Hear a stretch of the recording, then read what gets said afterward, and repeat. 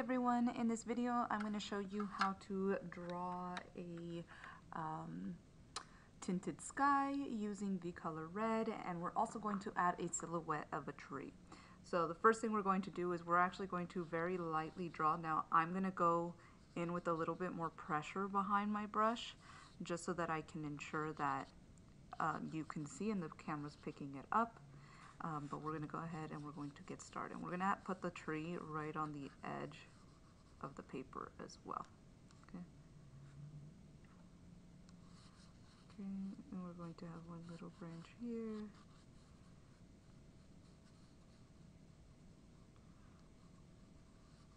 Okay.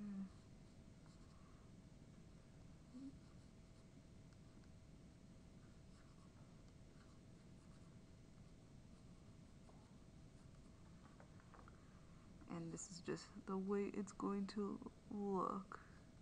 Okay. And if you don't love it, that's totally fine. We can go in and we can kind of change it up. Okay. And then right here we have. All right. For your paints, you're going to want to have a shaded red, a regular red, the lightest tinted red, second lightest, third lightest, fourth lightest. Okay. And they do look used because I did use them. We're going to go ahead and grab this brush here. And make sure you always have one of these right next to you, which is a napkin. The water that I am using is a little dirty, so it is coming off a little bit red, but it's totally fine. We're going to go ahead and we're actually going to use the regular red first. And we're going to go ahead and we're just going to have it here on the edge only. So right here, I'm going to move towards the edge.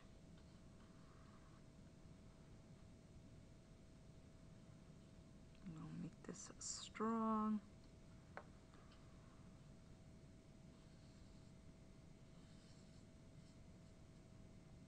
And make sure you get all of the edges in there. So then this one.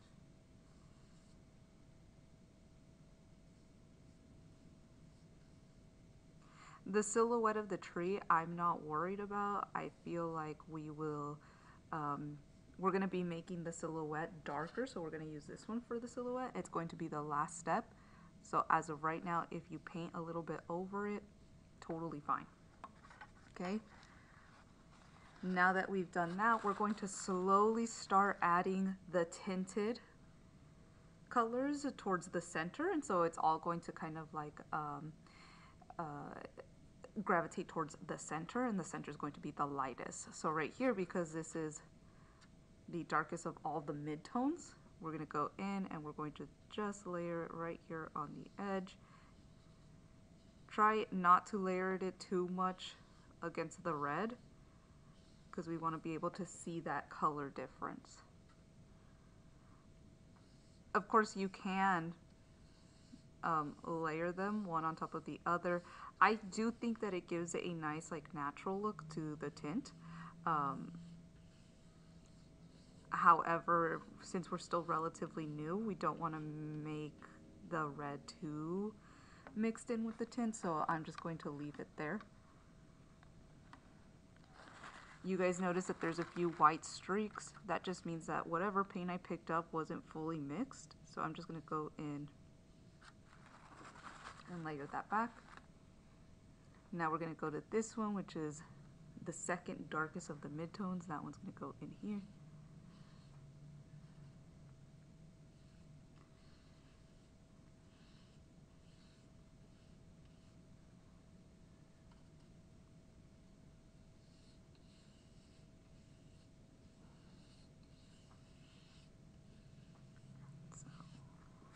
There. Then we're going to go in with this guy here.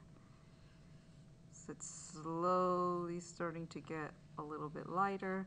Thankfully, we should be able to still see the pencil lines from our drawn tree. So I'm actually going to bring this from down here.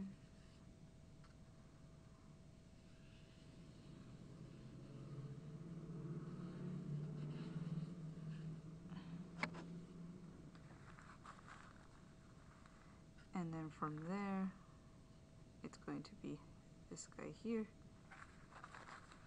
And I'm actually going to have this radiate a little bit,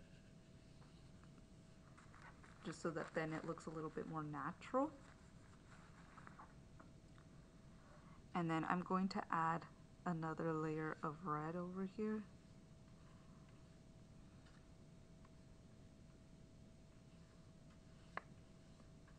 Okay, then I'm slowly bringing it inward.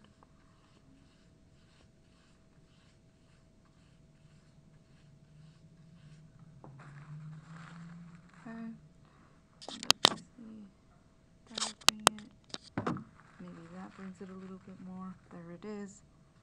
I'm going to bring from this red over here.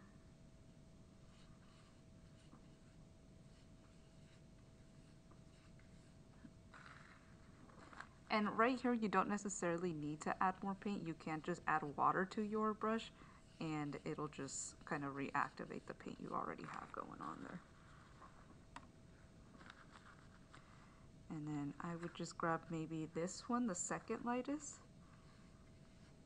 and layer that in here.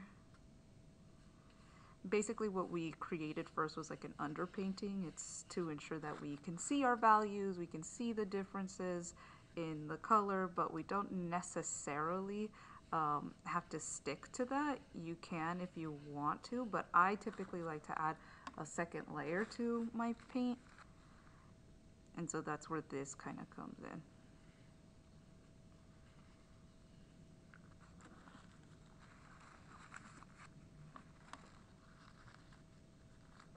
And then I'm just going to touch.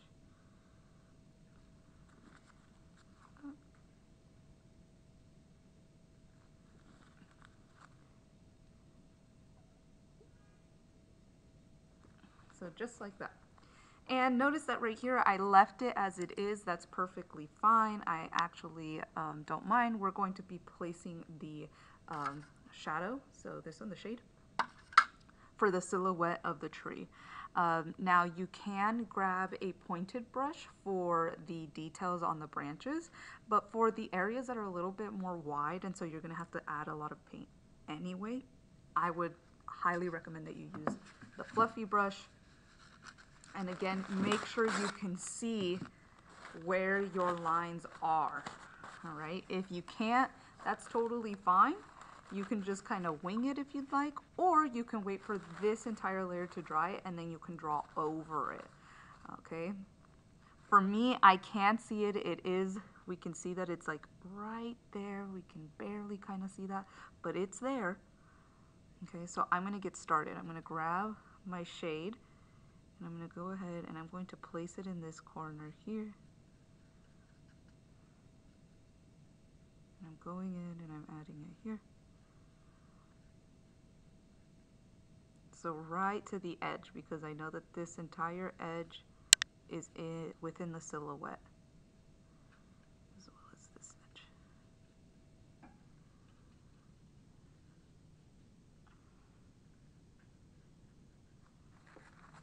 Okay.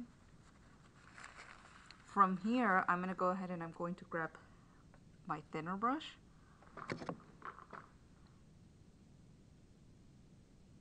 And I'm going to start outlining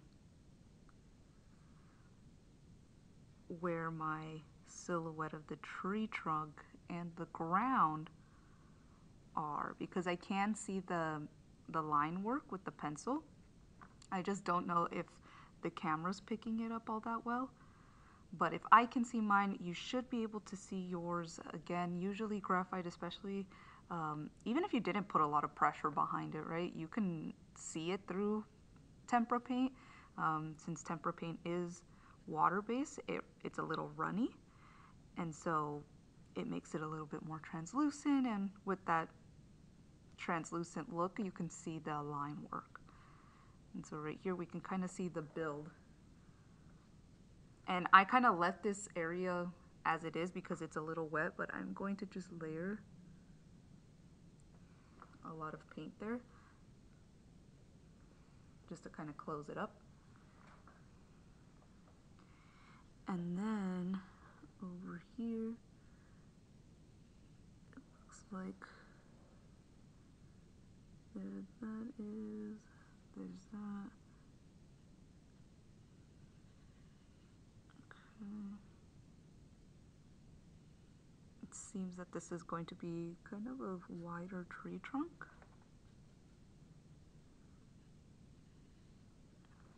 Okay. Now that we have the width of the tree trunk, now I can grab this one here and make this a lot bigger there. Now that I've solidified that. I'm going to outline the rest of the branches, and then I'm going to paint them in, and I'm going to do that off camera. Okay, so I outlined the rest of the branches. Now I'm going to go ahead and color it in, and I'm going to do that off camera. And now this is what the final product should look like, and I'm going to turn off all of the lights so that we can kind of see. And so over here, there it is. I am going to clean up some of these edges that aren't 100% filled. Okay, and here's the final product. This is what your first painting should look like. See you in the next one.